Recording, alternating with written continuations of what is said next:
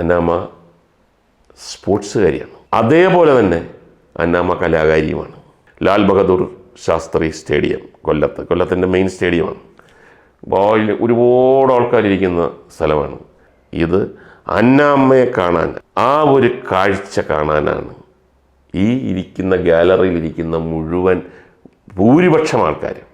ഞാൻ നേരെ വന്നിട്ട്, അന്നാമ്മ ഫാത്തിമ കോളേജിലെ അല്ലേ?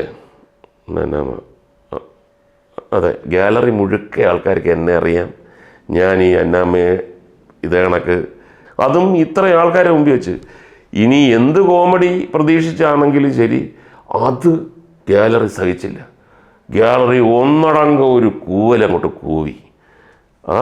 അപ്പോൾ അതുവരെ സീരിയസ് ആയിട്ട് നിന്ന് അന്നാമ്മ എൻ്റെ മുഖത്തോട്ട് നോക്കിയിട്ട് പൂവാലെന്ന് പറഞ്ഞിട്ട് ഒറ്റ ഓട്ടം കരഞ്ഞുണ്ട്.